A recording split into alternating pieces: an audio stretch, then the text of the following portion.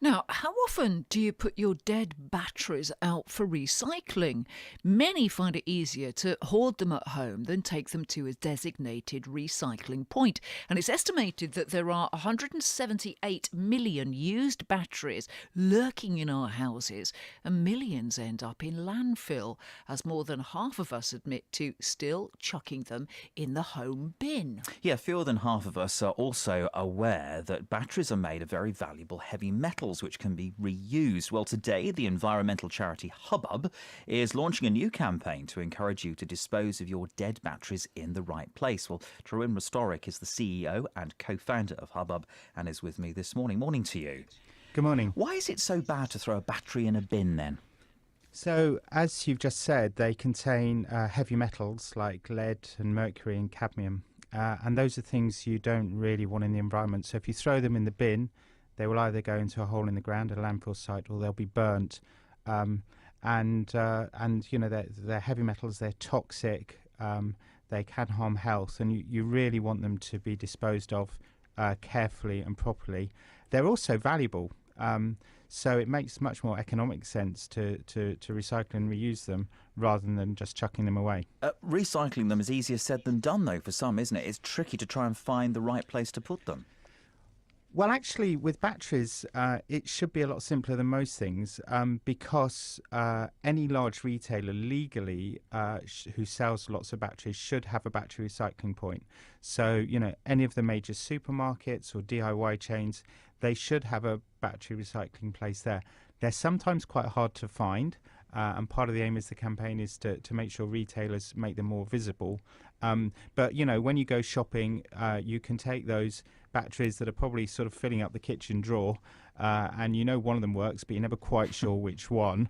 You know, take them with you when you go shopping and put them into the recycling point there. By next year, I understand the UK is supposed to be recycling 45% of its batteries. Realistically, are we going to meet that target or not? How are we doing at the moment?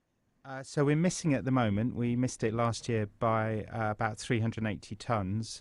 We've got 10 times that amount sitting in our homes, so you know we should be able to hit it.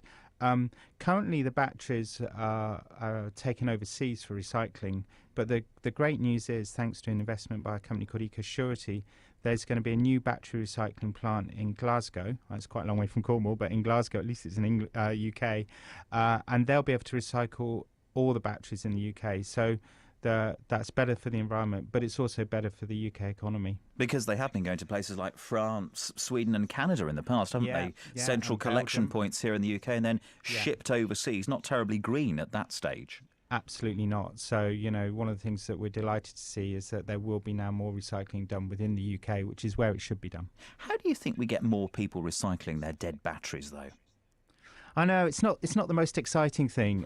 So the campaign we've launched is sort of slightly Spinal Tap inspired for those of your listeners who remember that. So it's called Bring Back Heavy Metal. We're trying to turn recycling up to 11.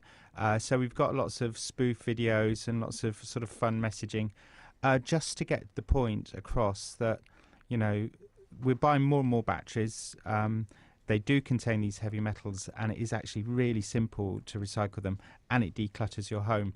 So there's no financial incentives, but we hope all of those other things together will just nudge people to take them to the shops when they next go. Just finally on that point, obviously that's very much in the news at the moment, looking at plastic bottles and the potential return of a deposit return scheme. Is that also something that should be put into the mix?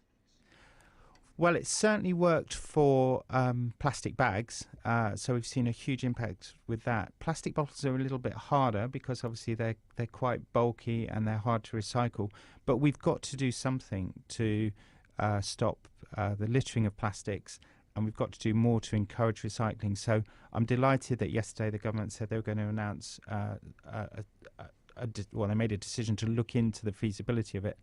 The Scottish have already made a commitment, so there's definitely a trend towards these sort of changes. Trewin Restorick, great Cornish name that. You must hail from these parts. The family does. I thought as much. Good to talk to you this morning. CEO and founder of the environmental charity Hubbub there.